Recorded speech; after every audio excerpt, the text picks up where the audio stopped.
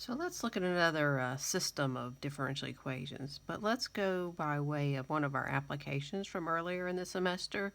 Let's look at a spring mass system. So if you remember the spring mass system that has a mass of mass m, a spring constant of k, and a damping coefficient of c. So we got this second order differential equation. So let's just suppose that m is 1, c is 0, and k is 1. So then we get this second order ODE. It's homogeneous. How did we solve it back then? Well, we assumed that the solution looked like e to the RT. We took the first and second derivatives, plugged those into the differential equation, factor out the e to the RT, and got our characteristic equation. And what were those roots? Well, r squared was -1, so we got plus or minus I. Going back to our notation, that was alpha plus or minus beta I. So alpha was 0, beta was 1.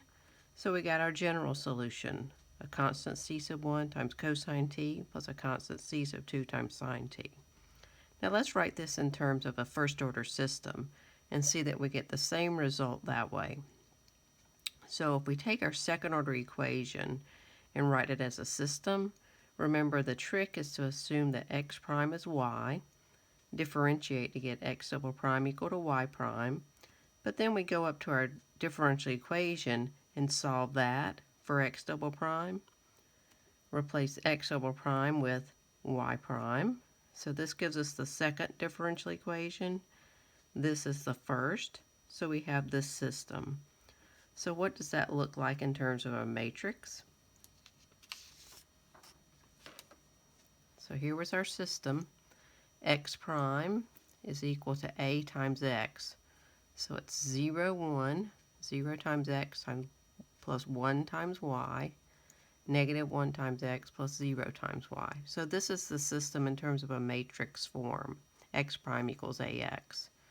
So let's find the eigenvalues and eigenvectors that go with a. So we subtract the lambda from the diagonal elements. That gives us this. Take the determinant, so we just get lambda squared minus -1 times 1. So that's just lambda squared plus 1 equals 0. Lambda squared is -1, so our eigenvalues are plus or minus I, which if you think back, that's the same values that we got for the roots of the characteristic equation earlier for the second order equation. Again, alpha 0, beta is 1. So if we find our eigenvector, we choose the positive eigenvalue, lambda equals I, plug I in for lambda, so we get this. Again, the determinant of this matrix is 0, so these two rows are constant multiples of one another, even though it may not look that obvious. But I think you can see it more easily with this one. If you multiply by an I, you would get, a negative I. If you multiply the first row by negative I, you get the second equation. So here I have negative I times x sub 1 plus y sub 1 equals 0. I just picked the first equation. You could have picked the second. Solving for y sub 1, we get I x sub 1. There are an infinite number of solutions. Let's just pick the one where x sub 1 is 1. That seems to be my favorite number most of the time. So when we replace x sub 1 with 1, y sub 1 becomes I. So here's our eigenvector. Plug in 1 for x sub 1, so then y sub 1 is I. Now, we know that we need to separate the real and imaginary parts for the eigenvector. So the real part is 1, 0. The imaginary part is 0, 1 times I. So that's written as the form a plus bi. Now notice our alpha is 0. So in terms of our solution, the e to the alpha t part in our general solution, the alpha is 0. So we just have a 1 there. There's no exponential term in these solutions. So x sub 1 is given by, typically we'd have an e to the alpha t out in front, but that's 1. So we just, the vector a cosine beta t minus b sine beta t. We've given the a here, b here. Our beta is 1, so we cosine t and sine t. Multiply that all out and add it, you just get the vector cosine t minus sine t. Our second solution is the vector b times cosine beta t plus a times sine beta t.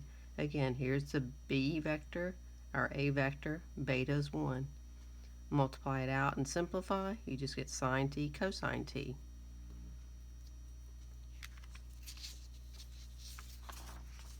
So what's our general solution? Well, our general solution is just a constant times the first solution plus a constant times the second solution. Those were our two solutions.